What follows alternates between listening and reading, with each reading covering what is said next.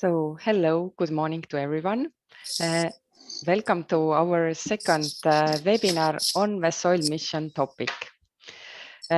So I hope that you all participated in our first webinar as well. There we presented very nice case studies from Estonia, Latvia, Lithuania and Poland. And now our second webinar is more concentrated on the soil mission, but as well on citizen engagement. And we share a lot of good practices, what has been done already in the respective countries. So I'm Ülle Napa, I'm from the Estonian Research Council. And I would now give the word for welcome as well to my colleagues who are the co-organizers. So tere tulemast kõigile Eesti osalejatele, and I would give the word now to my Latvian colleague Egita. Hello everybody, sveiki! Sveiciens no LatTech, no Latvijas Inovāciju un Tehnoloģiju pārstāvniecības Briselē. Lai jums labs, noderīgs webinārs, un es ceru uz tālāku sadarbību. And I give a floor to Karolina. Hi, good morning, everyone. Dzień dobry, witamy wszystkich bardzo serdecznie. So a very warm welcome from National Center for Research and Development Brussels office. We sincerely hope that you're going to enjoy the webinar and don't forget to ask the questions to our excellent speakers. I pass the floor to Julia. Hello, everyone. It's nice to meet you in our webinar. Sveiki atvykę į Dirvožemio misijos renginį. I am Julia Baniukevič and I'm representing Lithuanian RDI Liaison Office. And it's really, as it was mentioned, citizen engagement is a key.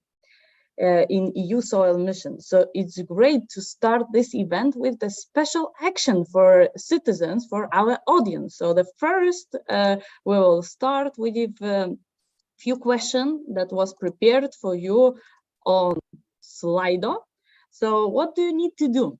So you can scan this QR code, what you see on the screen, or you can go to the website slido.com, and where you will see hashtag, then you just need to sign EU soil, and then you will have the event showing. And so you can sign. I hope everyone it's already there, and you are in the Slido and ready for 2 questions. So we have 2 questions for you. So let's start with the first one. So let's no, this is what do you think when you hear the word soil? Just type whatever it's coming first to your mind. You hear the word soil, so and what is coming with that? Mission. Okay, great. Food. What else? Oh, a lot of. I see that a lot of people are thinking about food first when it comes with the soil. So what others? Words. Okay, it's interesting. Something else is coming. I hope we have more interaction. Soil organism, humus, black. Okay, I want more words here. Full of life, ground, agriculture, variety. Okay, it's going very interesting. Okay, something else, but it's still the biggest are food and worms. So these are 2 main keywords. Agriculture. Okay, so the third main keyword is appearing. Okay, and there are a lot of other keywords, as you see. Yes, climate, forestry, health, carbon, climate, sequestrator. Okay, I guess it's not for very often. I guess it will be okay. What else? Farmers, pollutions. Okay, I see that 12 people is participating, so it's so great.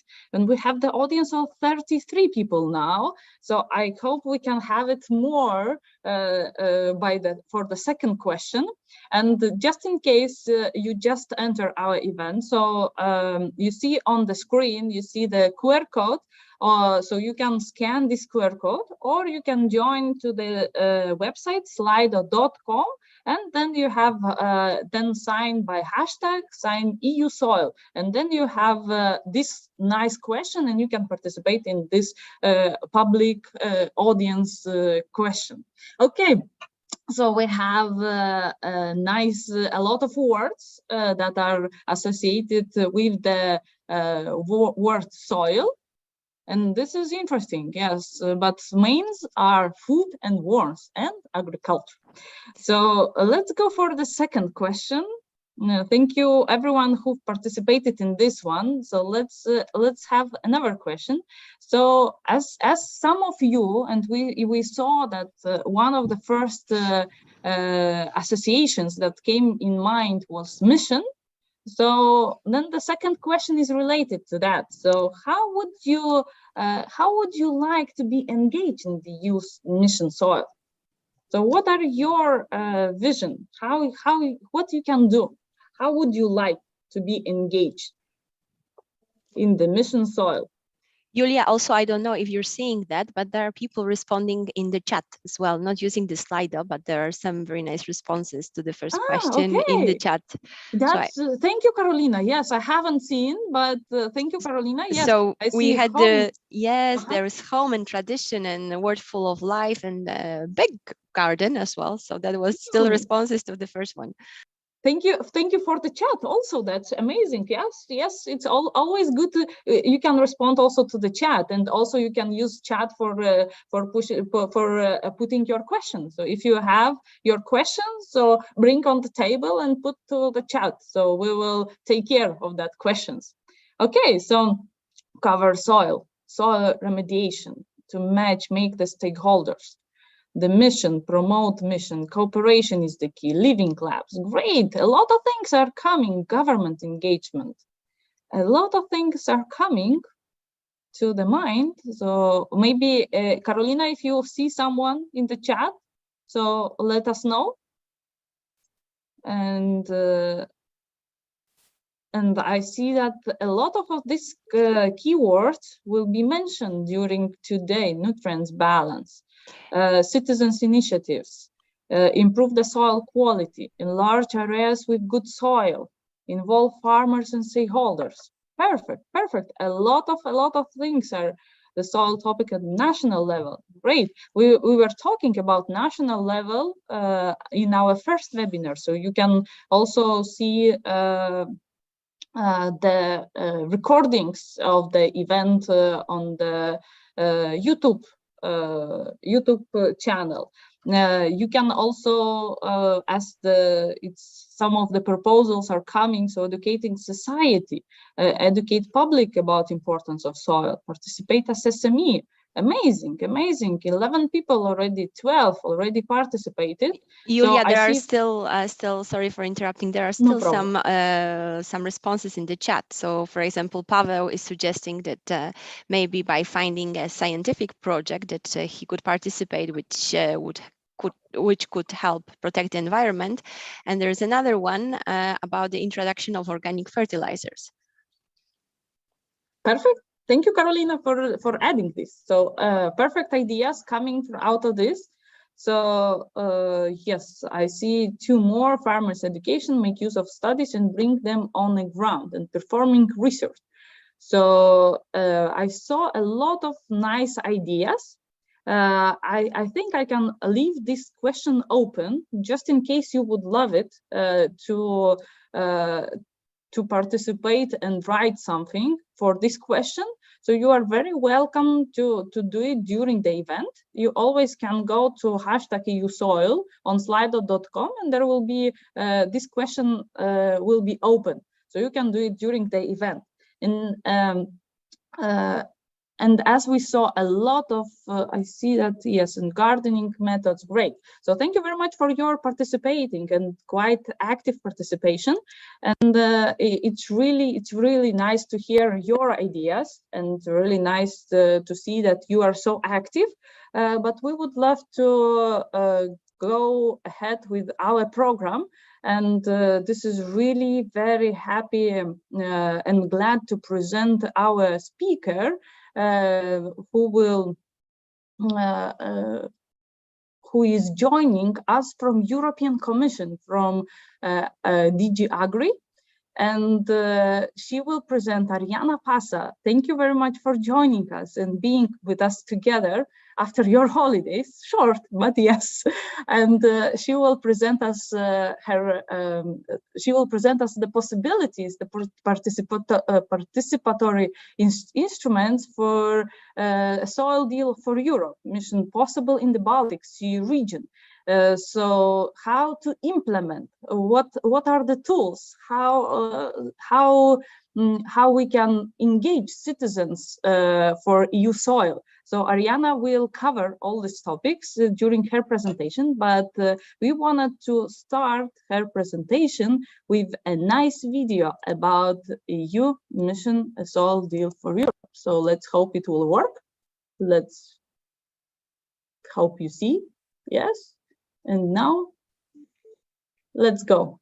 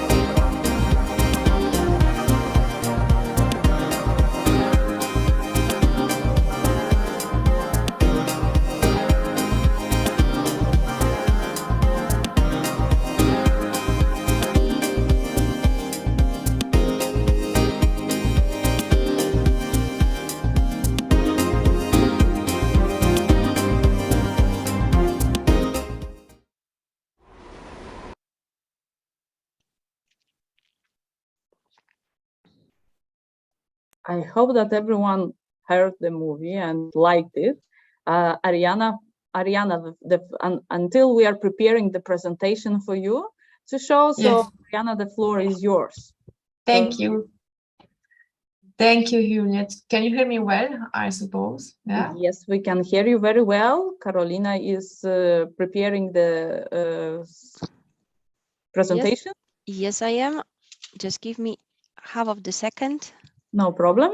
Yes, great. We can you see it? Yes. Very well. So Okay. thank you, Julia, for the introduction and for inviting me to this event. I enjoyed very much this first part of asking the question to the audience. I hope you can also send me the results because it's very useful also for our work to hear from the people we met during these events. So I work in the DG, responsible for agriculture and rural development, but I'm in the Research and Innovation Unit. So we work mainly with Horizon Europe funds, so the research funds. I'm part of the Secretariat of the mission Soil, and I'm responsible mainly for soil literacy communication and engagement within the mission.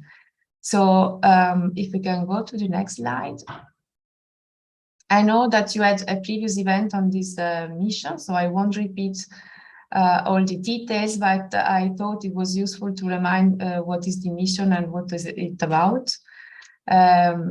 So if someone was not there before, when my colleague Sandra Einzelmann and Paula Eulalio presented the mission, at least you have an overview of the goal. So the mission is called the mission A Soil Yield for Europe. And the full title is 100 Living Labs and Lighthouses to lead the transition toward healthy soils by 2030. So this is the overall goal of the mission. It has 8 specific objectives under it. And one of these objectives is to improve soil literacy in society. As I said that I work for the DG, responsible for agriculture and rural development, but it's important to mention that the mission aims at work on different type of soils, so all type of land use. It means not only in agriculture and forestry, but also in urban areas. For instance, could be work. This mission could work in parks.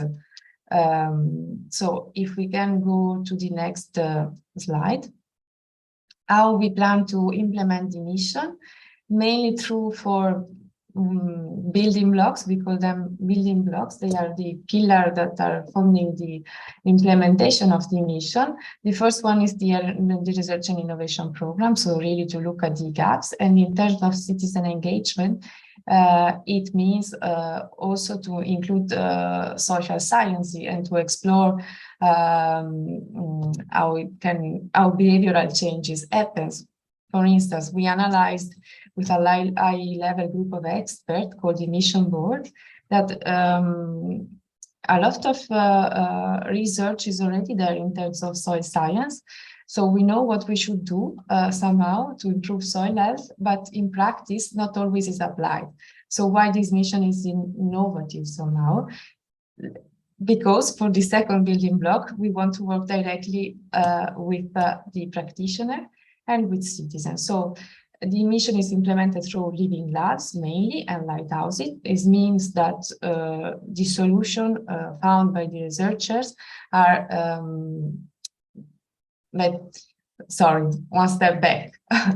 The researcher will design the research according to the needs faced by practitioners on the ground. So it's really to experiment together, to find the solution together, so that we know that the solutions that are found are really useful on the level when they are then applied. So the third building block is about soil monitoring. There are only, I think, 6 or 7 member states at the moment in Europe that are reporting on the status of their soil. It is not harmonized yet at European level, but it is needed if you want to really measure the changes in our soil. In terms of citizen engagement under this building block, it can mean that science can citizen can contribute to science through citizen science, or it can also be translated into having a kind of soil passport or a soil certification to easily identify when a product, for instance, comes from a soil that is managed in a sustainable way. And finally, the fourth building block is soil literacy, communication, and citizen engagement. We link the three aspects together because they are very interrelated. So, for instance, you cannot do citizen engagement if you don't have a communication part before to explain what you want to do, for instance, or to inform about the importance of soil. So here we want to reach out to different type of audience and to engage them in different ways. So I will focus now on this part. If we can go to the next slide. So what does citizen engagement mean in the framework of the mission A Soil Dear for Europe? There are different definitions of citizen engagement. There are a stricter definition that they look at citizen engagement as a type of deliberative democracy. In context of the mission, we tend to interpret it in a broader way. So it is understood as being active in nature and to have a two-way process between those being engaged and those that seek the engagement. So the Commission is trying to have an approach where there is a dialogue between two parts, let's say. If we can go to the next slide. Why is citizen engagement important? So for legitimacy and acceptance, it is very important to have this type of dialogue to understand what are the needs of today, but also of tomorrow. So the mission in itself is a novelty because this citizen engagement part, it's really embedded into the instrument. So we cannot do research and innovation without taking into consideration what are the societal needs. And the mission translated it into a process to co-design and co-implement with citizen scientists, innovators, land managers, farmers, special planners, forester, etc. The mission itself. So this also should ensure that we respond to needs that are present at the local level, as I said. This can happen mainly through the Living Lab, but not only. And the idea is that the results can continue beyond the life of the mission. So the mission is just one of the instruments at European level for the protection and restoration of soil health. It should start the process to then have healthy soils across Europe. So if we can go to the next slide. In this slide, you can see that we identify some long-term targets for the mission. So the idea is to increase the awareness of the general public on the role and value of soil. It was very interesting to see the results of the first questions, because one of the words that came out is food. So it is something that is very clear in most of our minds, that soil is connected with food, but maybe not all are aware that soil is also important for filtering water. So if we don't have healthy soil, we are more exposed to floods and droughts, for instance. Or it is not, maybe we don't make this link immediately when we think about biodiversity. Soils are rich in terms of biodiversity. There is a lot of life within soil, and most of the little animals that are within soil are not even classified yet. But this is something that we don't think when we mention the word soil. So it is important to underline all the the function that soil has for the life of the planet, but also for human life. So the second point that we identified is that, and that we would like to achieve with this mission, is that soil health is firmly embedded in school and educational curriculum. And I will come back to this later when I show you the funding opportunities currently open. Then, if you can go back, citizen involvement is important in soil and land-related issues. So again, living labs and lighthouses are the places where this engagement can happen, but not only there. And finally, practitioners and stakeholders should have appropriate access to information and training. So now we can go to the next slide. I wanted to show you some of the activities we did since September 2019. We started to communicate about the mission even before knowing which was the concrete objective of the mission. We felt that it was important to reach out to people, to discuss, and to also co-design together with the mission. It is not mentioned in my slides, but for instance, we had several citizen engagement events where we presented different, where we presented what we were doing at the time. So we were defining the mission itself. We hadn't the goal at the time, nor the specific objectives. So details they are now. And we discussed with different audience to see what were the priorities of citizens. We even did some events with randomly selected citizens. So to have a representative audience to make sure that we could collect the view of different people. Here in this slide, you can see some of the example of the fairs. These are all pictures, but this year, because before COVID, we ended with the Salon de l'Agriculture in Paris. It's a big, one of the biggest agricultural fair in Europe. And this year we went again to Paris, finally, and we organized, for instance, an activity to teach people how to compost at home. So there were many kids around this stand that could learn how to compost food waste at home. So if we can go to the next slide.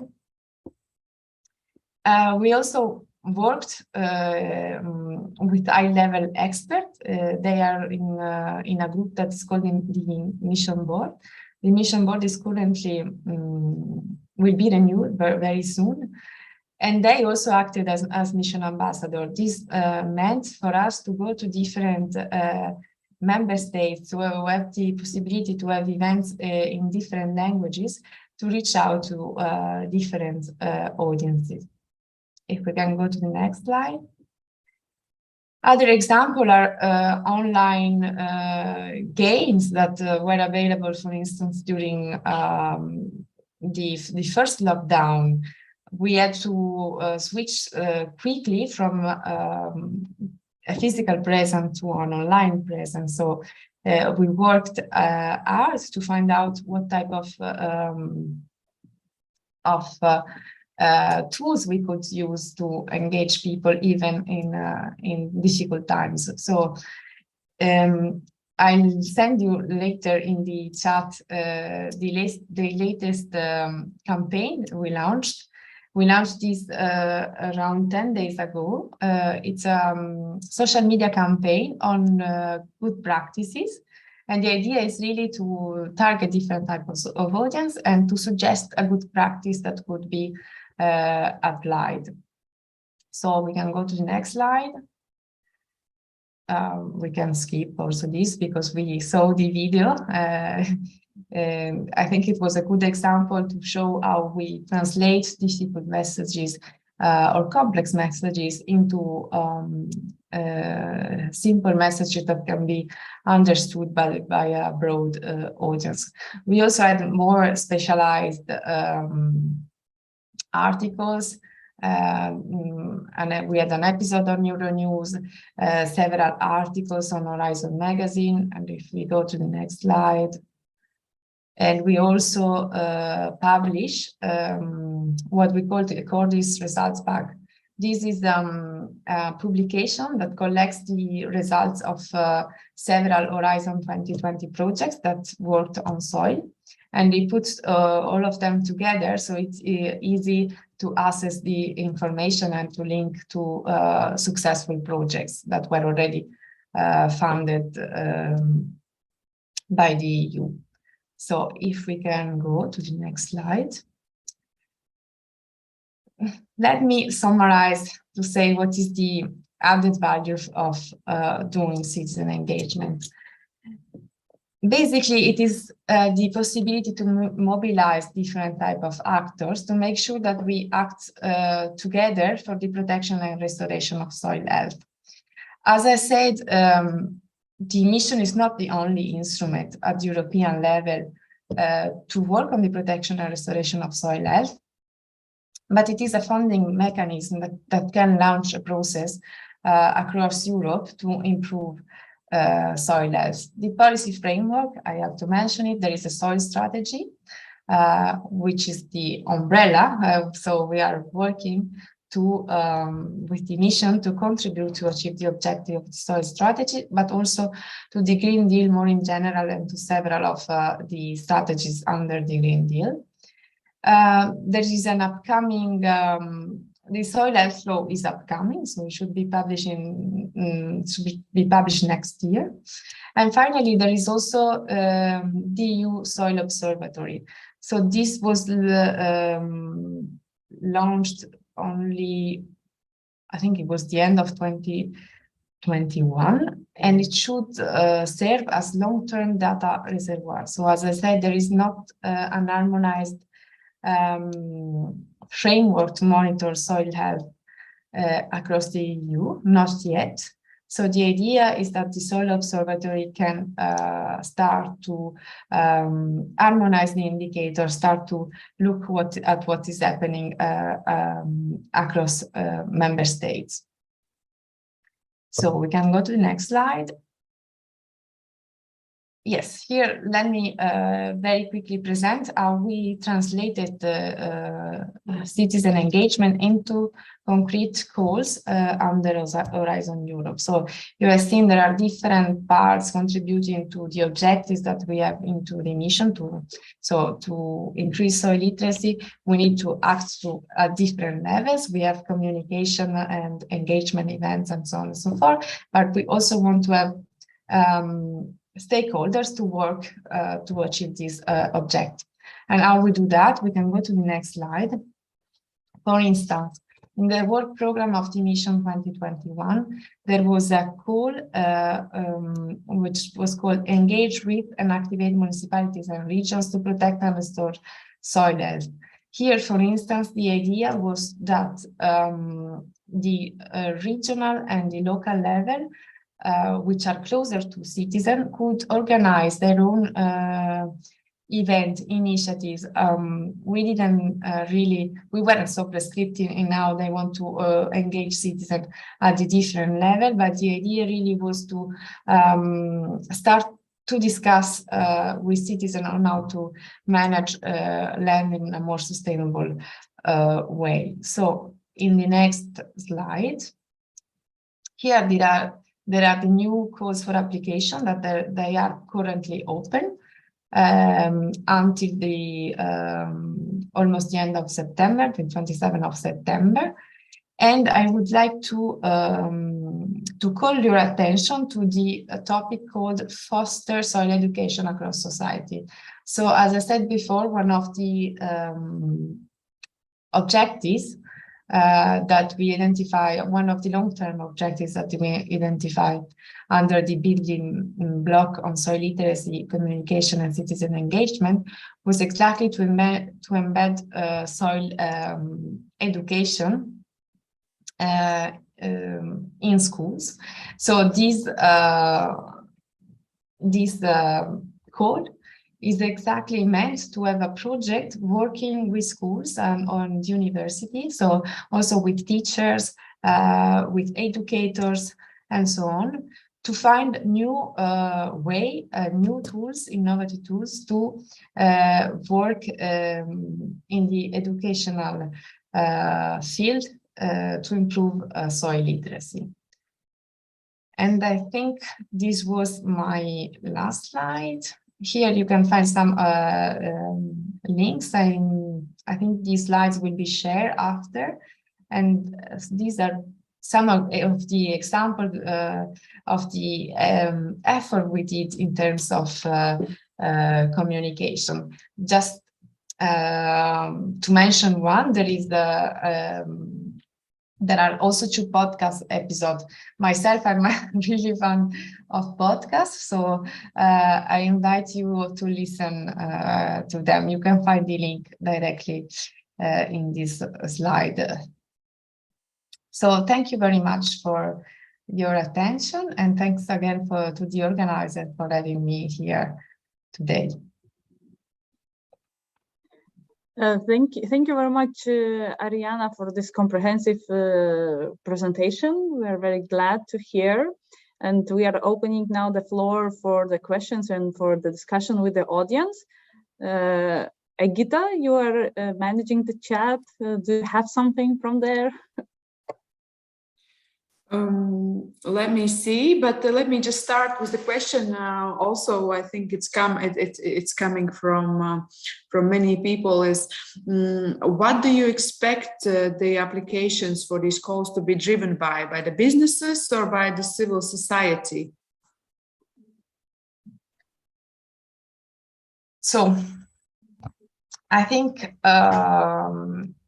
that who will be in the lead is usually a research institute or a university, just because the complexity of using these funds.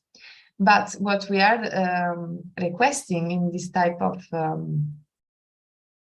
calls is to have different type of stakeholders within the consortia itself. So, for instance, in 2021, we wanted to have regional and local authorities involved to make sure that the type of engagement could happen, and to have involved those who actually have the power to act on the local level. This, with the call Foster Soil Education Across Society, we expect that the proposals that will arrive will include different type of stakeholders, so also experts in education, teachers themselves, students. So it is true that to manage the application itself, we expect that it will be a research institute or a university, as I said. But within the consortia, and so the people who will implement the project needs to be different type of actors. Very interesting. So, in order to foster this engagement, how do you see some good practices already in our region or somewhere else? How these citizens are grouping together to create cooperations that could be interesting for your calls? Is it universities reaching out to the schools, or maybe you have some good examples on that? So in this moment, I don't have in mind something precisely. I know that in the funding and tender portal, there is the possibility for different entities to signal that they are interested in participating in a call or in the other. So if there are small entities that want to show that they are interested in participating in a specific topic, but maybe they don't have the capacity themselves, because maybe it might be that is a small organization, they can show that they are interested in participating. So this is one option that I have in mind. I know that we had a brokerage event. I know that your event was also very successful in this sense, the previous one that you had on soil health, to matchmaking different type of stakeholders. And another suggestion that I have is to have a look maybe at the info days, the recording. The recording are available online, and maybe you can, the different organizations that are interested, they can also write in the chat. So other people that are looking at the info days, they may know through this. Then my suggestion is, if you are aware that a university in your country is working on European projects, or if you know that there are an institute that is particularly linked to work in soil, it's also to reach out. In some cases, university may be looking for some partners, so maybe it's also good to reach out in both way. Okay, thank you, Arianna. Let me just then finalize this part by saying that it's very interesting learning point that it's expected to be research institutions or universities to be the main lead of the consortia, and that info days, recordings, and brokerage events are that happen on regional levels is the good source, and also the funding portal information. And also, let me just say that I invite everybody to follow our offices on LinkedIn. And I invite all my colleagues to post here in the chat the links to our communication channels on LinkedIn or Twitter or somewhere else where we are, so participants can follow us in order to see our next brokerage events that you could participate to group and to find the project partners for mission soil and also other missions that we are working on. So that's very interesting. Thank you so much, Arianna. And I give the floor back to, I think, Ula for the next chapter of our discussion today, where will be the good examples of our region. Thank you very much. So very interesting discussions, and we will go on. So next in our agenda, we have Mr. Michael Browne, Chief Executive Officer, CrowdHelix Opportunities in the Soil Mission. So I will give the floor to you. Okay, good morning, everyone. I'm just checking, can you hear me okay? Yeah, okay, yes. Great. I'll just share my screen if that's okay. One sec. Share desktop. And can I just confirm that you can see these slides? If you could, I can't see you, so if someone could just say that they can see them. We see it very well. Okay, great. So first of all, thank you very much for the invitation to come and speak to you this morning and to showcase what we are doing at CrowdHelix in the collaboration space, and specifically in the area of missions. My name is Michael Browne. I'm the CEO and one of the founders at CrowdHelix. CrowdHelix was set up about 5 or 6 years ago in response to the changing nature of collaborative projects, mainly in Horizon 2020, but also global public funded programs as well, that require that now multi-stakeholder engagement across different sectors, regions and disciplines. And my previous role before being at CrowdHelix, I was head of European Research and Innovation at University College London. And we were very successful in building networks, and one of the most successful HEIs in Horizon 2020. But when it came to building international networks with different stakeholders, it became quite tricky. Where could we find these people? Different compositions of organizations and disciplines that are required now. Being a university in my previous role, we would need to coordinate with businesses, particularly SMEs, multinationals, policy groups, different disciplines, different sectors, end users, and also citizens. And this is a challenge for most people when they're doing this type of work, building teams, building programs that are trust-based with the partnerships that they're building. But also doing so in an efficient way. And what we do at CrowdHelix is we have a network of organizations and our own technology platform that builds communities, so virtual clusters around thematic areas, and we profile organizations and people within those organizations. And when we use technology and facilitation to help to connect people in response to forthcoming societal challenges, and we're doing so in the area of the missions as well. So just a brief bit about CrowdHelix in terms of the numbers that we have. We've got nearly fast approaching 600 member organizations from 53 different countries. We had our first...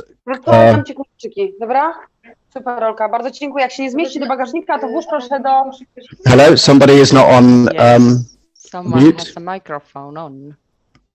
Yep. Okay. Can you hear me okay? Very well. Okay, cool. So here are just some stats and metrics about CrowdHelix, the number of users we have, the number of collaboration opportunities that have been posted on our platform so far, number of organizations. In fact, just this morning we had confirmation of our 53rd country represented on our platform from Albania, which is great to see. We see ourselves as a connecting platform and network, really focusing on making connections across the European research area, and we feel that we can play a very valuable role, particularly in the area of widening participation and also in mission community building in response to the missions agenda. Just some more stats here really around our track record in terms of our network. So our network members are some of the top performing organizations in Horizon funding and international collaboration. You can see here basically the communities that we have so far launched on our platform, and you'll see that these are called helixes. We have fast approaching 40 helixes, and we have a helix for each of the missions. And today's mission obviously is about soil. So we have designed, launched, and now started to grow this community in soil, and I'll talk a little bit about that in a moment. Each of these areas, these thematic areas, are either led by a member, a leading RTO member, research technology organization member at CrowdHelix, or it's in response to a project that we have, one where we are responsible for building that community as an impact acceleration partner in projects that we have been awarded, basically. So just a bit about the mission soil. So I spoke to Julia a few weeks ago, and she said that she had been attended one of our recent project events for a project called Time for CS, and Time for CS is one of the European Commission's flagship coordination and support action projects funded in the area of citizen science.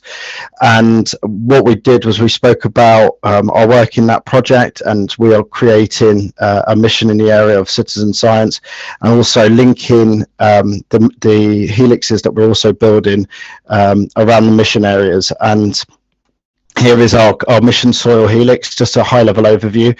It's currently led by the EU grants access in Switzerland. So this is a combination of the ETH Zurich and University of Zurich organizations, and also the NCPs in Switzerland. And basically what we do is we leverage our existing network and platform. So we have over 10,000 profiles on our platform, and fast approaching 600 member organizations. And what we do is we reach into these organizations and we invite them, the most appropriate people who we feel would be interested in mission soil, to join this helix. And then we use technology behind the scenes, something called a recommender engine, to then suggest and propose recommended collaborations in those suggested areas. So in this case it would be mission soil. The idea behind it is to try and make it easier for people to profile themselves and to connect, to build partnerships, to build new value chains. I think This has always been a challenge for researchers to business, particularly SMEs. Also, the real drive towards citizen engagement. How do we get that kind of quadruple helix system working, where you have all the main stakeholders really engaged and collaborating? And what we're trying to do is make it in some way easier for these organizations to be visible, and then using technology to promote collaboration in response to forthcoming opportunities. Obviously, in response to this, as I said, this has always been a challenge to do because of the international dimension, and also the complexity of some of these funding initiatives and the challenges that we face, of course, as well. I think this challenge in terms of collaboration has also been accentuated by COVID. Obviously, we have now the limitations around face-to-face activity, international mobility. But conversely, we have the real increasing need to innovate and collaborate, and the importance of science has never really been so high in terms of addressing these challenges. So what we're trying to do at CrowdHelix is provide a part solution to that in response to these challenges in soil, and we have set up the soil mission, which we are growing now. You'll see here at the bottom some of the key organisations that have expressed interest in that. So University College Cork, University of Leeds, University of Utrecht, and then what we do is we will deep dive into our network, and then basically invite the suggested profiles of people who we think would be interested in this forthcoming agenda, and get them to invite them to the Helix and profile themselves and use technology to build partnerships. So just here's a high-level overview of how the Helix works, with the different types of activities that we do, using our network really to build value, to build communities. It's open community, so our premise is really focused on open innovation. We really want to, there is no stakeholder or segmentation group that we would say is not basically allowed to be part of our network. If they're interested in research and innovation, they want to participate and get involved, then they can form part of the CrowdHelix network. They would then be profiled on our platform, and then we apply technology to really recommend suggested partnerships, and we link in through tech as well, through an API, like call opportunities from the Commission and other public funded programs, to really drive these opportunities into the Helix, and then recommend suggested partnerships whose profile match the keywords and the call text really. We then have a Helix manager within CrowdHelix, who is then responsible for managing that community and basically delivering value and success. So success is really about making valuable connections, and those valuable connections then lead into partnerships and projects being won, and then hopefully impacts being delivered on this agenda as well. And then we deliver events as well, which is like brokerage events in response to forthcoming calls. So when some calls are coming through, maybe 6-9 months in advance, we would look to prepare and deliver an impact event where we bring in prospective coordinators, and then match the coordinator's agenda or proposal with suggested partners, and build teams really at these events. And then another area that we focus on is funding opportunities, not exclusively linked to Horizon Europe, but to any form of public funded opportunity that's linked to soil. So at the moment our focus is on EU funding, which is obviously the missions are relatively new, but we're also opening up the funding opportunities that will be coming through the Helix to other non-Horizon European funding opportunities, and then linking this through our platform to suggested emerging consortia. And then really what we then do is layer the Helix with what I would consider to be end users, citizens, impact end users, so people like industry and commercial stakeholders, strategically aligned projects and partners. So are there any other projects, flagship projects that have been funded that would be interested in this community that we're building? How can we build new forms of collaboration and value chains between this existing mission and the projects that have already been funded, both at European, national and international levels as well? And then we're also then linking, we have a private finance community on our platform as well, which is led by the European Business Angel Network. And what we also do is link the potential investment opportunities, angel investment opportunities, if and when appropriate, to emerging ideas and projects that will be spinning out from this community. So yeah, these are the other, obviously the other missions that I'm sure you're all aware of. And we have an RTO that leads in each of these respective areas. So we have Trinity that lead on Trinity College Dublin in Ireland that lead on cancer. We have Climate that's led by the University of Antwerp. We have Cities, which is led by NTNU in Norway, and then we have Oceans, which is led by a Turkish organisation called METU, and also the University of Malta. They jointly run this, and then obviously the Soil mission, which I've showcased today. I think mainly what I wanted to do today was just to give you an overview of what we're doing in terms of using technology and networking to build communities and clusters around these emerging areas. The missions agenda is hugely ambitious. It's going to take a long time, really, to be able to deliver the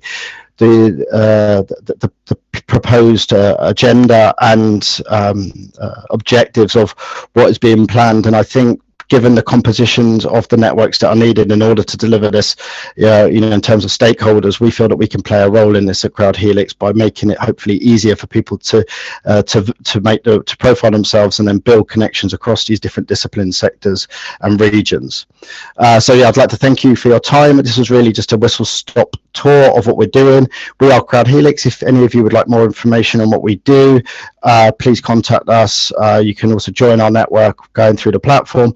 And also I'd welcome all of you to follow us, and also very happy for you to tweet about us or LinkedIn message about us today, should you wish, and should you like to make any messages about today's presentation. So thank you all for the listening to my presentation, and thank you to Julia and the organizer of today's event for inviting me and CrowdHelix the opportunity to showcase what we're doing in this space. Very happy to answer any questions that you may have. Thank you very much. Thank you very much. It was very, very interesting overview. Maybe before we go on, we have a QA session at the end as well, and you're very welcome to post your questions in the chat, but we have one question specially dedicated to you here, and I would like to tackle that now. Do you have a public service for non-members, or all the services are for our members only? So our primary business model is membership based model. Having said that, one of our top priorities for delivering outcome and success is around widening participation.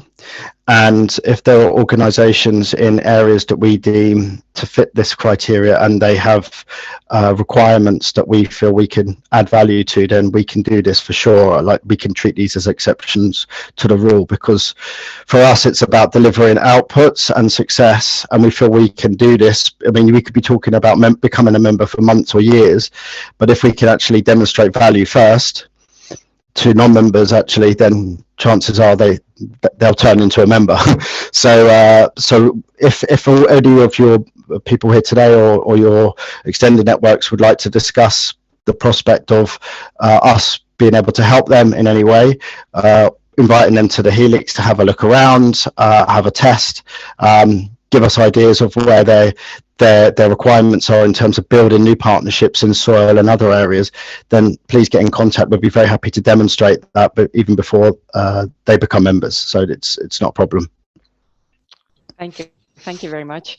And I encourage you and the others as well, the other speakers, to post their web pages as well, or their LinkedIn pages to the chat, so people could click directly. So thank you, and let's go on with our next speaker. I would like to invite here Piibe Vaher from AGRI from Estonia, and she will talk about Soilandis project. Hello, everybody. I hope you can hear me. We have a bit of a thunderstorm problem in Tartu at the moment, so our office went black, so we don't have any electricity. I'm relying on my phone.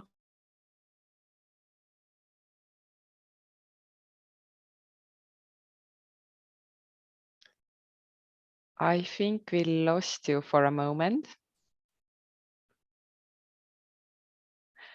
Okay, perhaps if you won't mind, let's switch the speakers and let's hope that the thunderstorm will pass, because unfortunately we cannot hear you very well.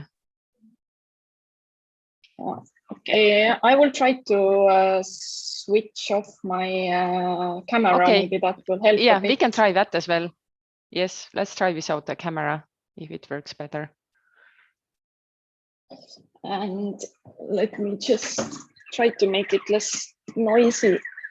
The noise is not a problem. We don't hear the noise, but just we couldn't hear for a while nothing at all. But now it seems to be better. Okay, how is it now?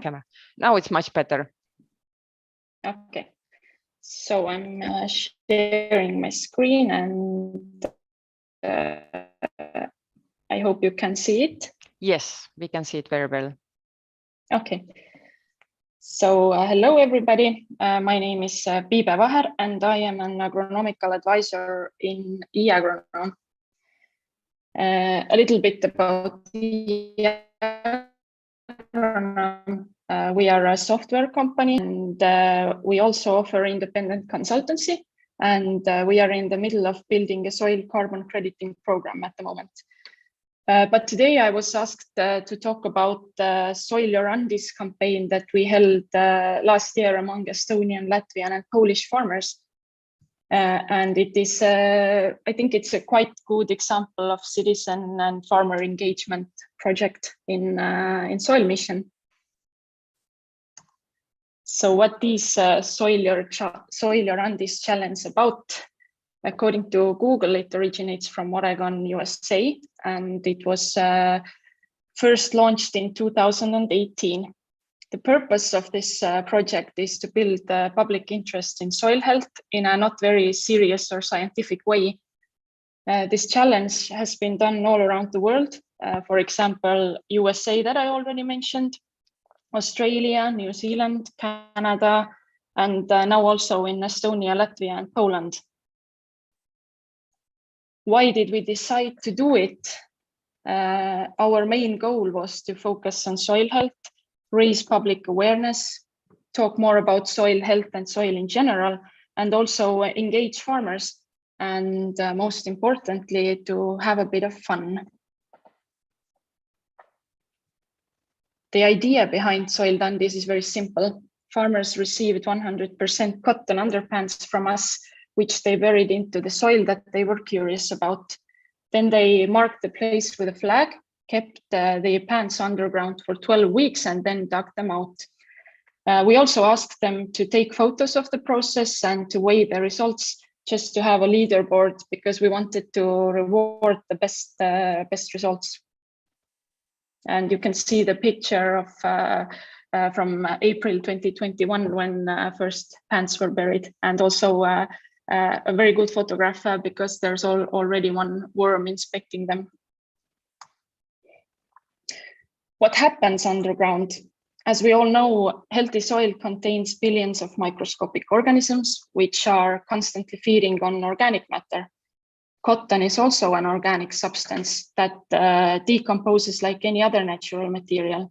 So if the soil is healthy and has a good biological activity in it, then the underpants decompose almost completely. Only the rubber waistband is left. But if the living environment for soil organisms is not good, then decomposition will not happen, and further investigation is needed.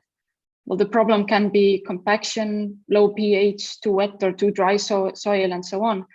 But the most important thing for farmers is to ask why, take samples if needed, and try to improve the situation. Our campaign was launched in April 2021, and we are also in the middle of 2022 challenge at the moment. Last year, we had approximately 100 participants in Estonia, 70 in Latvia, and 50 in Poland. And altogether, we sent out about 300 pairs of underpants. The public interest was huge. We were interviewed and published in TVs, newspapers, podcasts in all of the 3 countries. In Estonia, for example, the most interesting participants were AHA Science Center, Estonian Agricultural Museum, some newspapers, our national TV channel, And we were also contacted by a local school who wanted to write a scientific research paper about soil dandies. So we sent them 15 pairs as well. Since I was managing the Estonian campaign, then I will briefly talk about the results that we got in Estonia. The initial weight of all pants was 70 grams. And the average weight of decomposed undies was almost 50 grams. And that of cotton was eaten by organisms living in the soil. Our best result was 22 grams, which is also almost 70% of reduction in weight. And you can see the picture in the upper right corner that is taken from the digging out of those winning pants, and that is basically the only thing that is left are some rubber waistband and some like where double fabric was. The worst result was 66 grams, so only 5.7% of reduction in weight. And we also received results from the school students projects, and their best result was 14 grams. Their scientific research was based on burying the pants. All the 15 pairs were buried in different locations, and this 14 grams was from compost pilots, so it's quite logical. And the school students, they were from 7th and 9th grade. In conclusion, we were very happy with the results of our campaign. We gained public interest, we raised awareness of soil health, we aroused interest among farmers, and also had a lot of fun holding the campaign. So I think it is very important to educate the public about the importance of soil health in an easy and understandable way. It is also important to engage farmers because they are the ones whose decisions and actions have an immediate impact on soil health. Thank you very much for listening. Thank you very much, Piida. And so it was a very nice example how to make the scientific topic more popular among the wider audience as well, and how to engage the wider audience. I see some questions in the chat as well, but we will tackle the questions at the end, but feel free as well to answer them in the chat. But we would go on now with Poland. We have a very nice speaker, Paweł Kastmarek from Terra Nostra Agriculture Development Foundation, Poland. So I would give now word to you, Paweł. Hello, everybody. Thank you very much. Hopefully you can hear me plenty. We hope that you don't have a thunderstorm in Poland. Yes, yeah. It was very small yesterday. However, can you see the presentation at the moment? Yes. Only not yet in the presentation mode.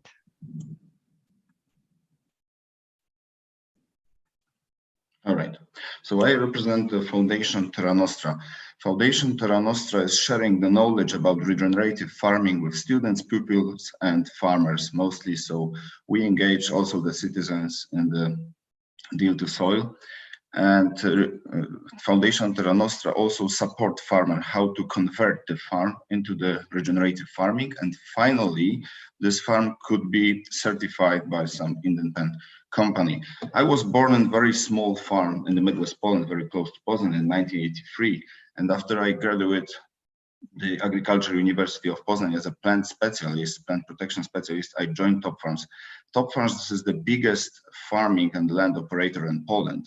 And I was very surprised and I was very fascinated of this new invention of chemical industry. I start to implement all the chemical products into the live synthetic fertilizers, and then I recognized that the effect of that is not especially expected by me. So I've changed the life a bit. I've changed the soil management at farm, and parallelly, of course, the climate has changed a bit. I wouldn't like to explain you about the climate change because it's obvious. We all know that the temperature increased on the world, but note that since 1850 till 900, the average temperature in the world increased by 1 Celsius degree.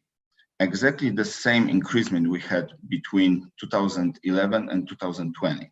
So if we have the same speed of temperature increase, probably by 2100, we will have 6 Celsius degrees more higher temperature across the world. It will, of course, have some impact on carbon dioxide emission. And we know we have different scientists, but most of them predict that 50% of carbon dioxide emission comes from global food production system. And nearly 10%, over 10% of them is just only from land cultivation, soil plowing, soil cultivating, because we are burning the organic matter. Similar amount of carbon dioxide comes from deforestation. It has, of course, some impact on the reduction of the moisture in the soil. Scientists predicted by 5%. And finally, it could reduce our yielding by 10 to even 30%, what means less food for us, for citizens, for the population, which is still increased. And there's no matter where the farmers work across the world. All of them need the soil. The soil, not the land, not the ground, just the soil. Between the land and ground and soil is that the soil is a life product. Yeah? The soil has the full of life inside, and very often the soils are degraded across the world. You can see the deserting process is driving very fast across the world. In the middle of the slide, you can see the picture from Chihuahua Desert.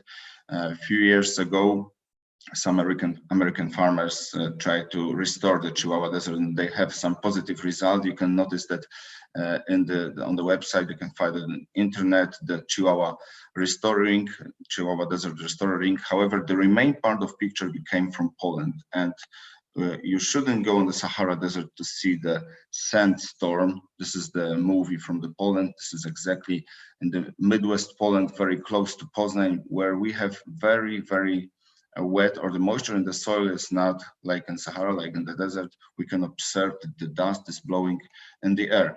Parallelly, the average annual rainfalls are reduced very much. Till 2010, the average rainfalls in the area where I operate was 550, as you can see.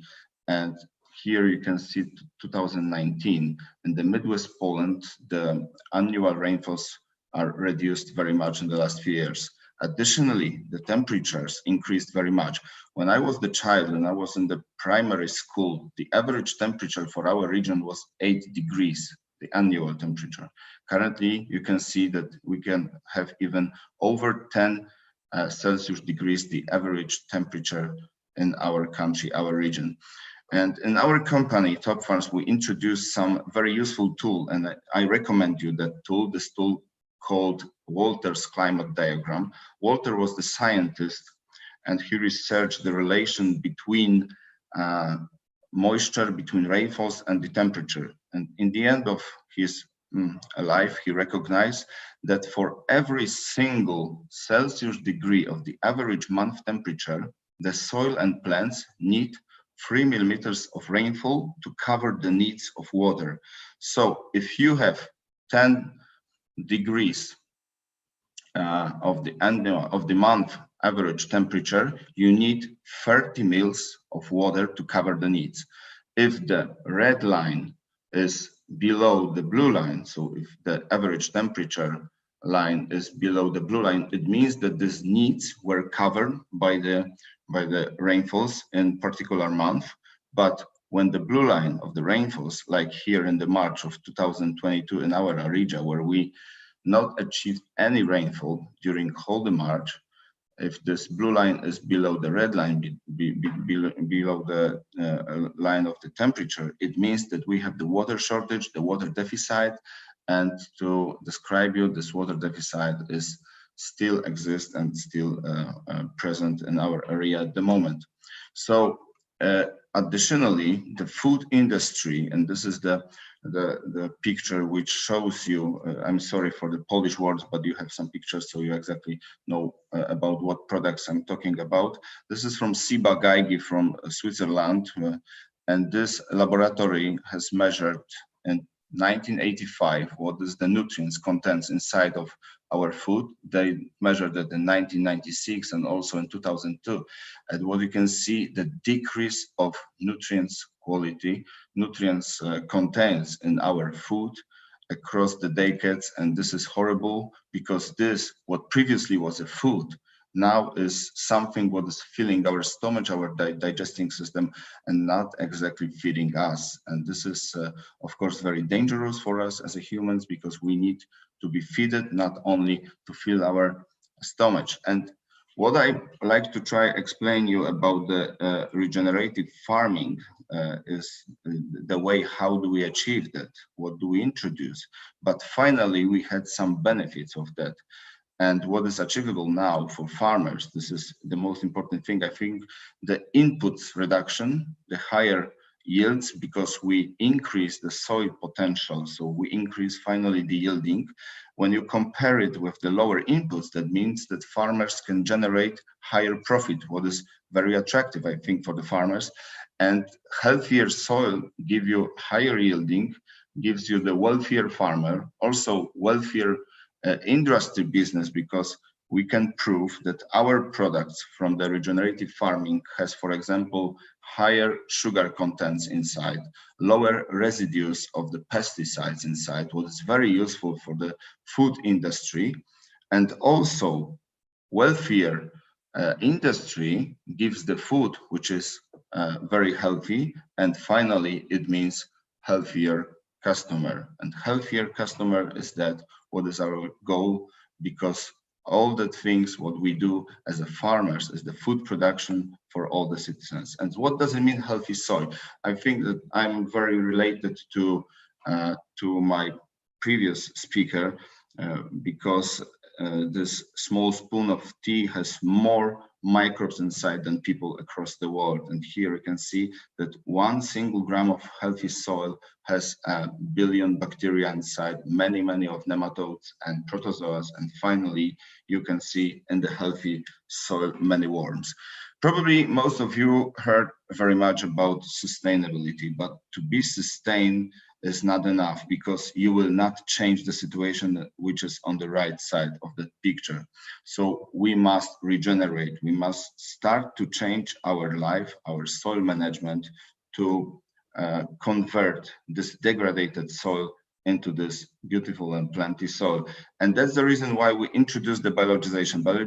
Biologization is nothing else like regenerative farming provided by Foundation Terra Nostra and Top Farms. And this is not single practice, this is not single activity, this is the holistic system of soil management, where we would like to engage the microbes life in the soil, where we would like to balance the nutrients in the soil, what finally will build the soil potential and yielding potential. It gives us better food, protect the environment, and improves the quality of that what we eat and the plate. And we have two ways of operating on our land. We can be a farmer with the very full cultivating and maximum disturbance soil operations, but finally is the carbon dioxide emission, because we are burning the organic matter in the soil.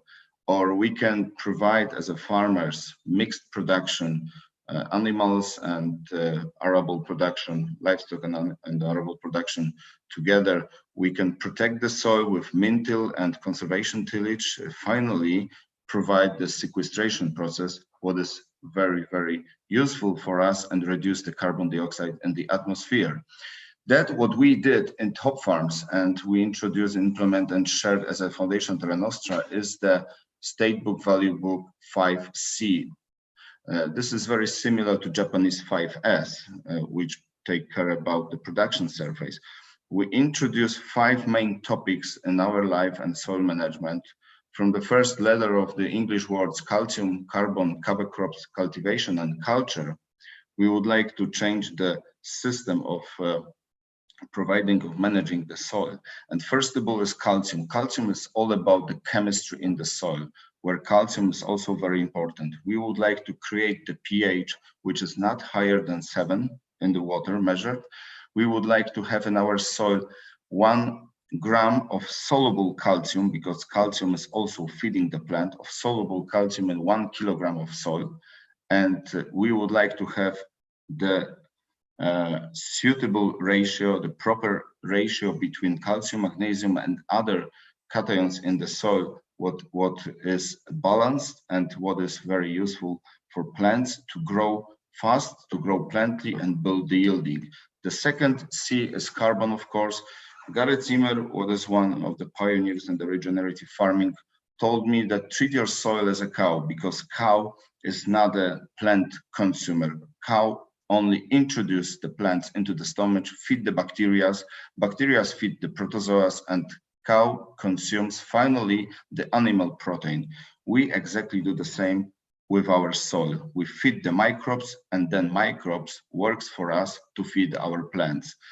And our target is to fertilize every single field. So farmers should fertilize every single field with some organic biomass, never mind what, compost, slurry, manure, or chicken muck, never mind what. We should increase the organic matter in the soil, because organic matter is the food for bacteria, and bacteria is every time at the beginning of the food supply chain. So we have some evidence where we can increase our organic matter in the soil during the last 3 years, even over 1% in the 30 centimeters deep top soil. So this is very, very brilliant, very good result, and we are happy of that. Another point, the third C is cover crop. Cover crops protect the soil very much, especially against water erosion. What you can see as an example in the movie, how the huge rain can destroy the soil. These cover crops protect the soil very promptly against the rainfall. It has also many other benefits, like, for example, biodiversity. We can suppress the weeds on our fields, because it has some competition between these species. Of course, the nutrient cycle is engaged by the cover crops, because they are taking the nutrients from the deeper part of soil built into the bodies, and finally we can use this digested cover crops to feed our main crops. And to present you some example from our farm, we cooperate also with our neighbors. We prepared our field before the potato. We applied the organic fertilizer and then established the cover crops. After 2 months, we have the result like that. We did exactly the same on our neighbor field, because we would like to test this field, and the result was like that. The reason, very aggressive chemicals which kills everything what is alive and what is not cereals, because this farmer used it in cereals. So we must be very aware, and we must protect our soil against the chemical pesticides. And the fourth C is cultivation. Here you can see the example from our area. The distance between the fields is less than 2 kilometers. And 1 year ago, one of our farmers prepared the soil in a conventional way. And then we had drought, the soil was naked, so the germination was very poor and very late of this maize. Then the wind blowed and take the sand, the dust, and hurt the maize. Then a farmer applied very strong and aggressive herbicide, because this naked soil with the wind provided the conditions very good for the weeds. The weeds developed, so he sprayed twice. And then since June till August, we had another drought, what has a very horrible effect for this maize, what you can see on the picture on the left side. And on the right side, you can see, in my opinion, quite good maize. The distance is very close, very low, so the conditions were comparable. The summary of the rainfall was comparable, and the soil type was exactly the same. So here you can see the visible effect of that. How can we manage and how can we protect our soil against the unfavorable conditions of the climate and weather? And the fifth C is, of course, the culture. Culture means not only that what we are doing inside of the field, but also outside of the field. Culture is also treating about the pest reduction. It's also treating about the hedges, about flowering grasslands for our bees, of course. It's also about the crop rotation, what is the most important way to protect our crops against some diseases. And I believe that this 5C code is the answer for farmers' expectations, for our Green Deal, and of course for the climate change in the world. Thank you.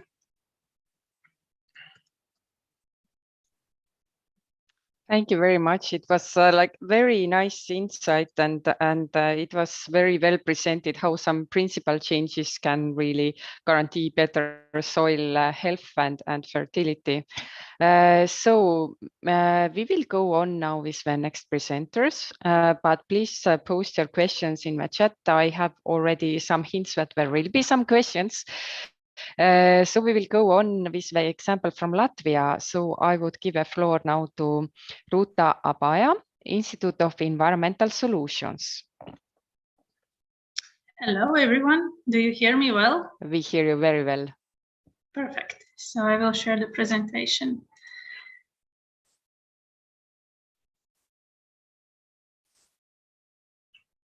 Everything is working? Everything is working very well. Perfect. So thank you very much for inviting our institute to present activities dealing with the soil. Soil studies actually are relatively new topic in our institute, but recently, a few years ago, we started to discover this very fundamental part of ecosystems as well in our institute.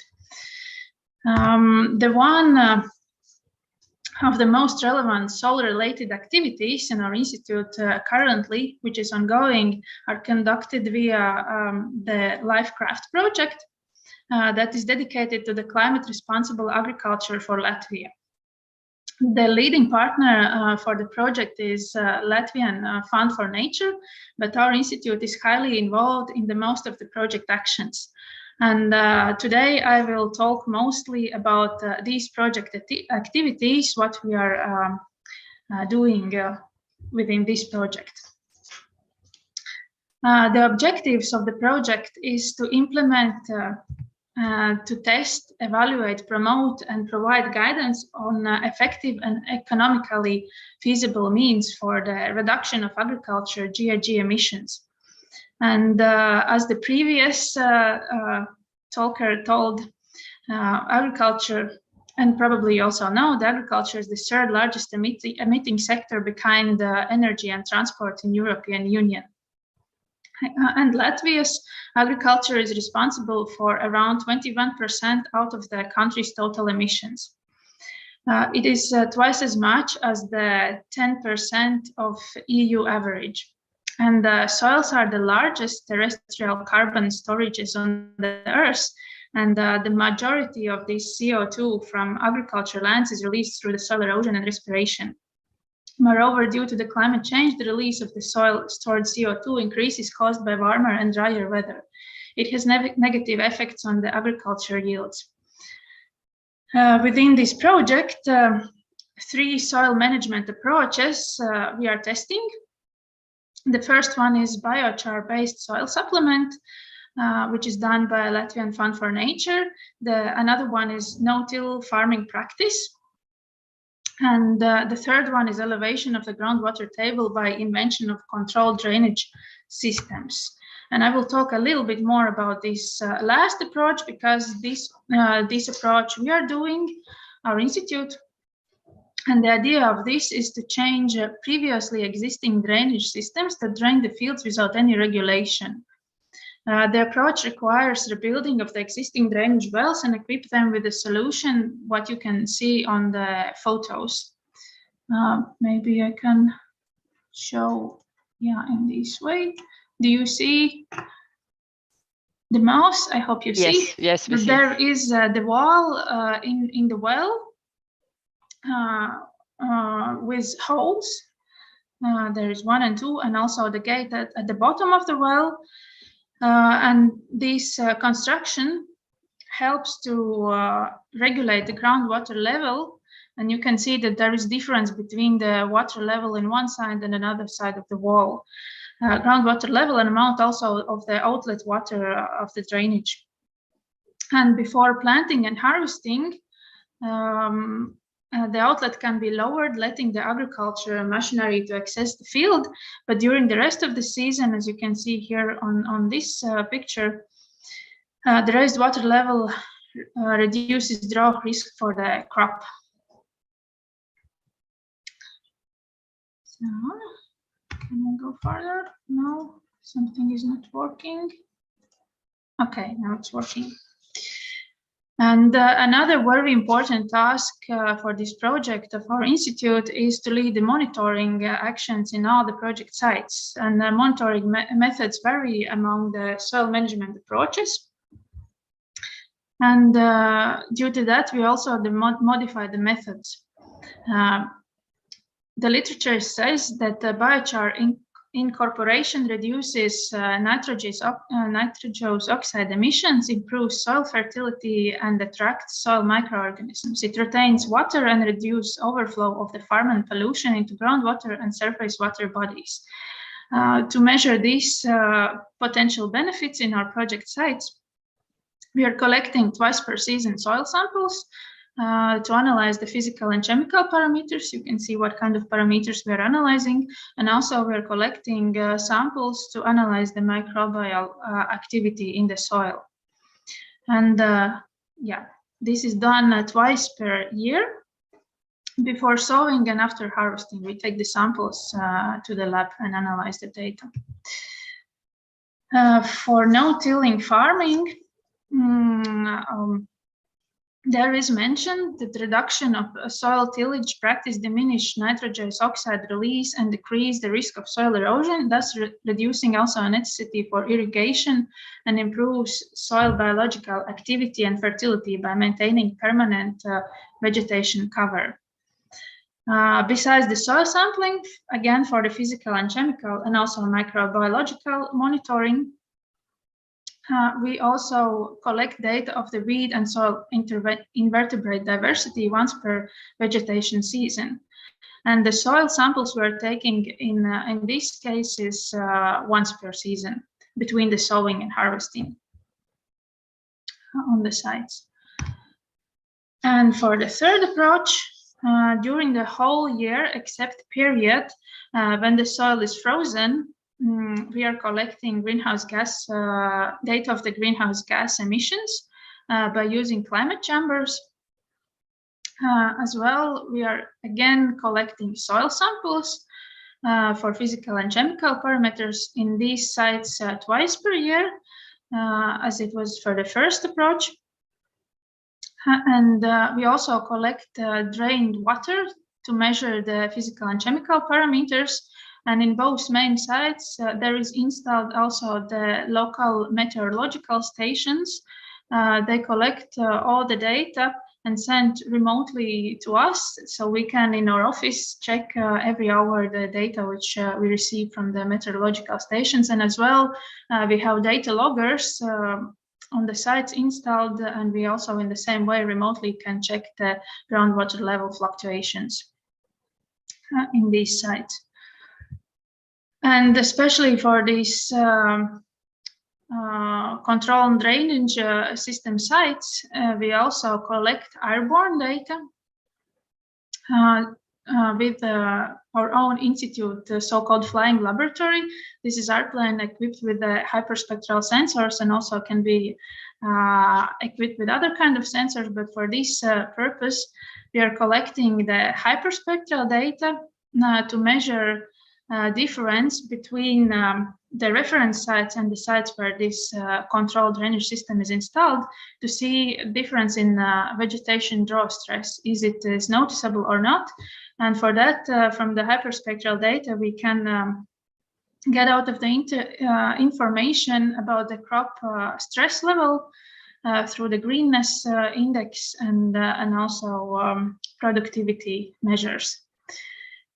And due to that we are still the monitoring and project is still ongoing. I cannot share yet the results and conclusions. It will be available next year, but however, we think that the whole setup of the monitoring methods are quite unique, at least in the scale of Latvia, and we guess that the gained data will be relevant also in Baltic scale, if not more. So that was very shortly about this project and our activities related to the soil into it. Thank you very much for your attention, and I'm open to the questions, and I hope to be able to answer on them because I just months ago took the role of the project previous coordinator, so I hope to be able to answer on them quite well. Thank you very much. Thank you very much for this very nice insight. And we will, yes, tackle the questions at the end. So you are really, please feel free to submit the questions. And we will go on with the next presenter. So the next presenter we have from Lithuania, so Mantas Robiesius, and he's from a startup, so startup Biovala. So the floor is yours, Mantas. Hello, everything okay? You Everything can see my okay. slide? Yes. Okay, I will start. Hello, I'm Mantas Robiesius. Today I will briefly present the activities of the Biovala startup and their participation in the project Phyto to Climate.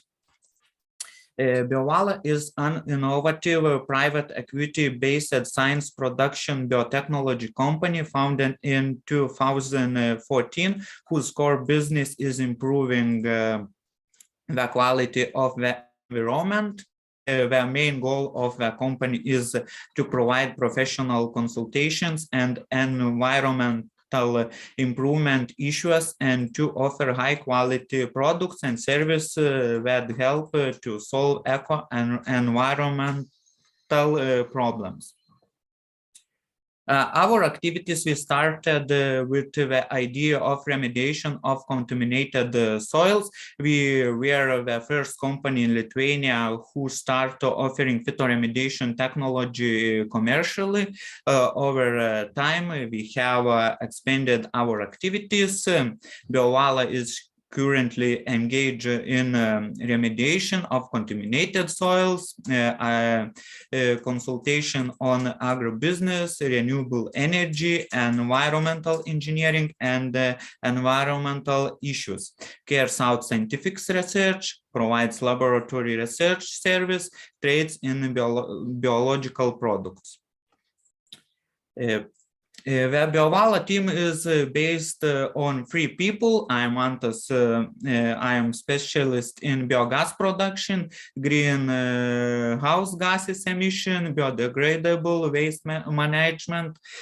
Colleague Žygimantas is energy system and renewable energy engineer, developer of clean technologies and agribusiness. Colleague Alfreda is a specialist in heavy metal contaminated soil and water cleanup technologies. So let's move on the origins of why here was a need to create a startup. Here are 2.8 million potential contaminated sites in Europe, of which 342,000 are hard damaged and are in need of rehabilitation. Here are 12.5 thousand potentially contaminated sites in Lithuania, and estimated 5,000 such sites are contaminated with petroleum hydrocarbons. So we have a huge environmental problem that requires an appropriate solution. One such solution is phytoremediation technology. Phytoremediation technology is based on the unique properties of plants to collect pollutants, promote their degradation, immobilization, or transformation. Phytoremediation technology is an environmentally friendly solution that does not require high labor, energy, and financial costs to clean contaminated soil. Cleaning is carried out in situ at the site where there is a pollution. However, this method has several drawback disadvantages limited to the surface area and deep occupied by the roots, take long time. The survival of plants is affected by the toxicity of the contaminated land. Plant biomass requires safe disposal. Now I would like to present a scientific research project in which BioValia is involved as one of the partners. I will show a short video of the project presentation.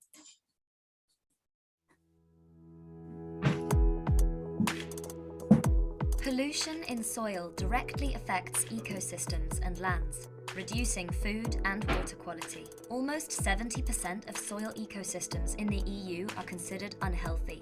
It is estimated that almost 400,000 sites will require remediation to make them safe to use.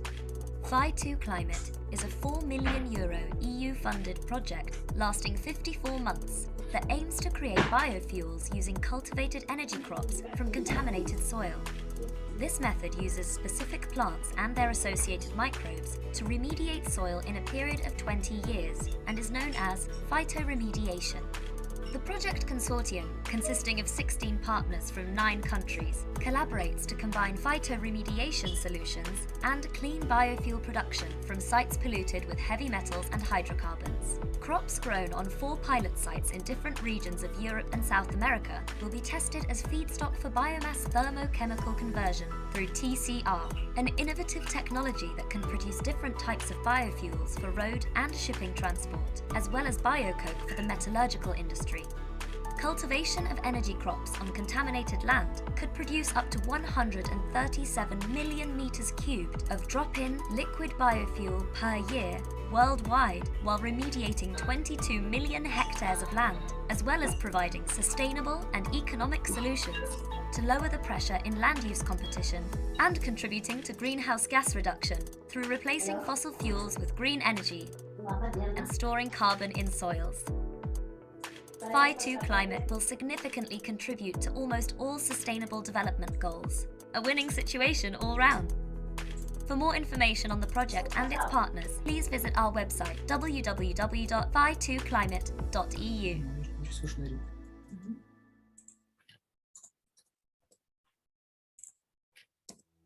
So, we perform scientific phytoremediation research in Šiauliai city at the former oil base. Concentration of TPH, total petroleum hydrocarbons, in the soil is exceeding the limit value up to 22 times. Highest levels of contamination are in 100 centimeters deep. We started field research this year. Before that, we did the site preparation work and performed the pot experiments. The main objective of the pot trail was to evaluate the potential to degrade petroleum hydrocarbons and another organical in contaminated soil, using especially for this purpose a designed combination of plants, biological additives, and nutrients. It was used 2 monocultures, amaranth and Jerusalem artichoke, and 3 mixes of herbaceous plants in the pot trail, where a single mix is compressed of at least 4 different plant species. During the pot trail, it was aimed to determine which mixes or even species are more sustainable for TPH degradation, so that in the upcoming field trail, only 1 mix with the highest degradation potential would be used. The findings clearly indicates that the choice and plants species can be successfully grown on the contaminated soil at the given contamination level, according to the choice and cultivation strategy. Furthermore, plants cultivated on contaminated soil with a priority strategy can produce equal and higher biomass output. The phytoremediation potential was achieved using herbaceous plants, mix 1 in particular. The phytoremediation potential for all plant species using the pot experimental can be summarized as follow: mix 1, mix 2, mix 3, amaranth, and Jerusalem artichoke. It was observed that lighter petroleum hydrocarbons fractions were degraded easier, whereas heavier fraction diesel or residual that were dominate in the contaminated soil were degraded to a lesser extent, but the decrease in concentration of all fractions was observed in all cases. Although one growing season was successful to degrade TPH below maximum permissible values in this specific case, the obtained result show a large potential for a successful cleanup of the contaminated site in Šiauliai city just in a few years. As I mentioned earlier, we have started field trials this spring. The photos were taken in early June. The plants germinated successfully, even though we had a dry and cold spring. I hope we get good results and achieved our goals. So thank you for your attention, and sorry for my English skills.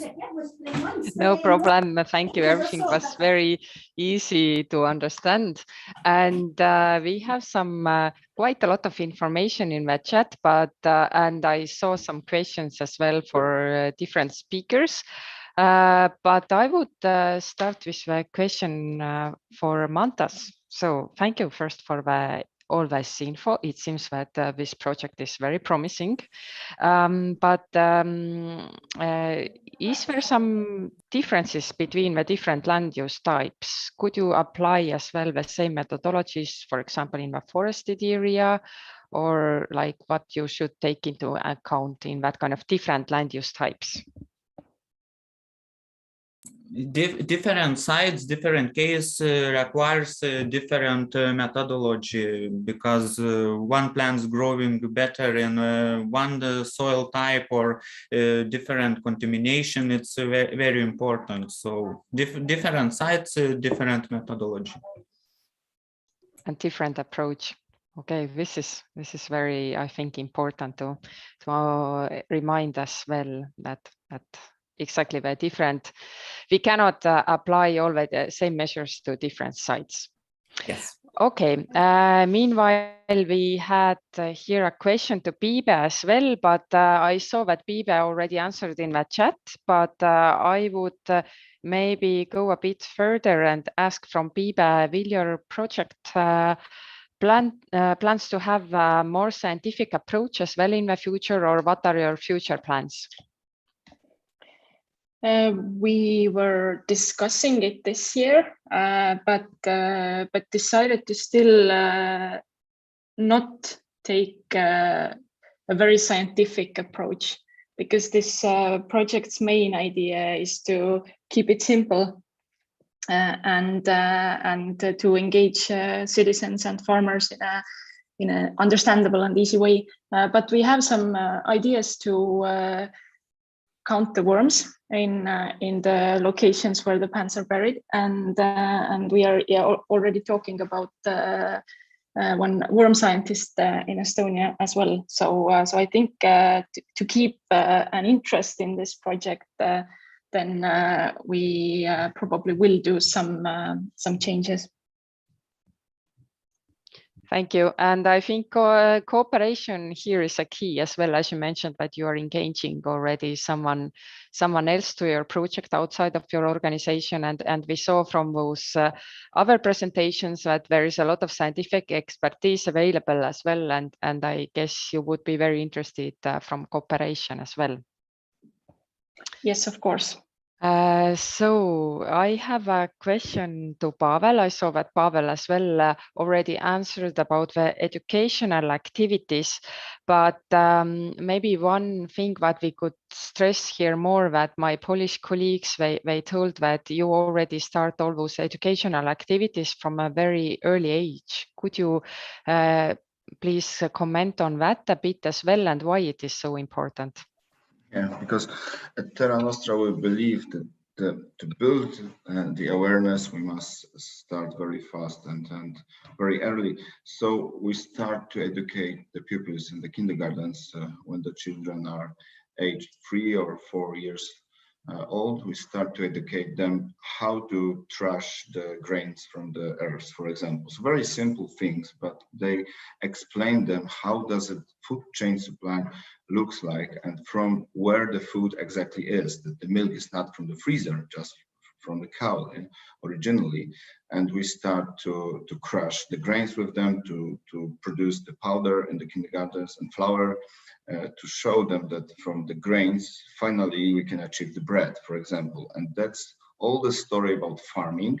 Then we introduce some activities about environment. How could we as a people in the kindergarten could protect the world against the waste, for example? Should we segregate the waste, etc., etc.?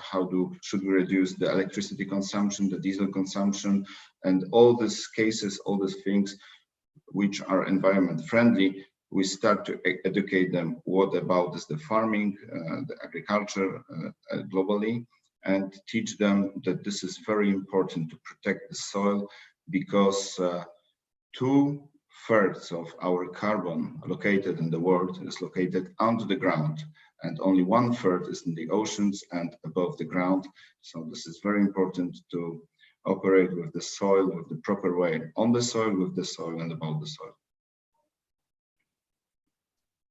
Thank you very much. And from the last panel, my last question goes to Ruta.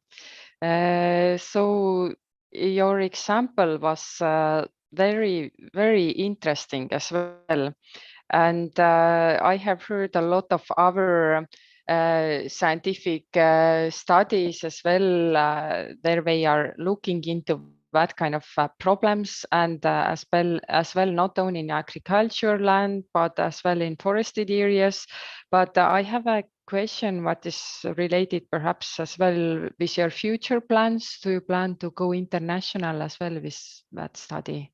Because it seems that it would be very interesting for other countries as well. You mean exactly with this soil monitoring studies, what we are doing? Yes, and with drainage, you presented as well, like this new novel approach.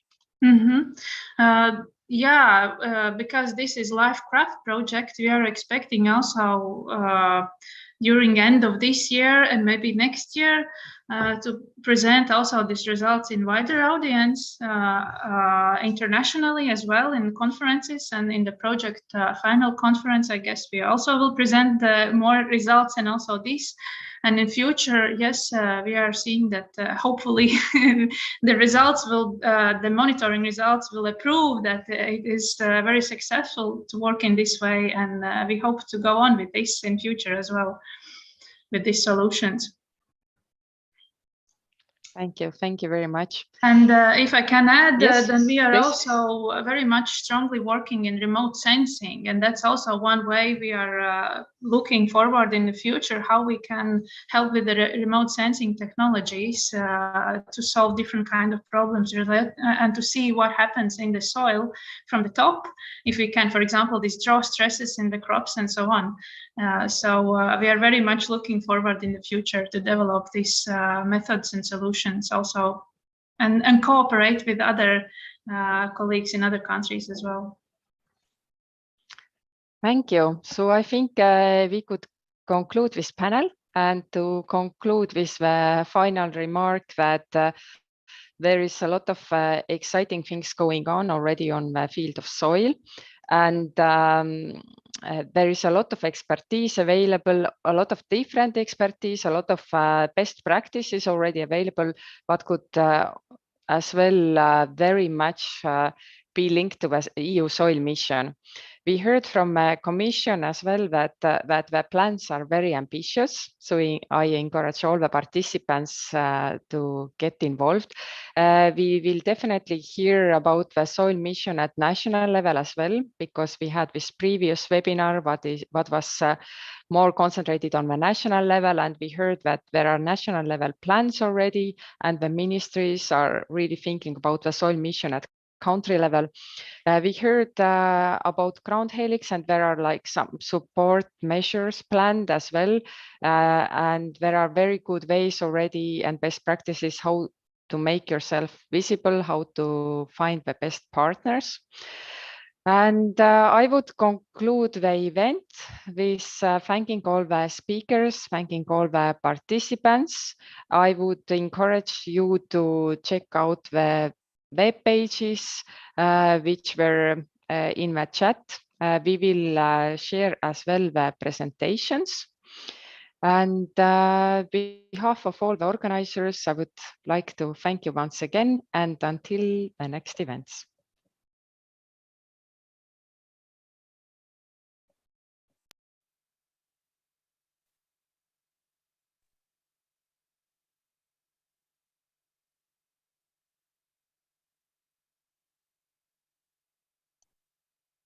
Thank you and bye to all.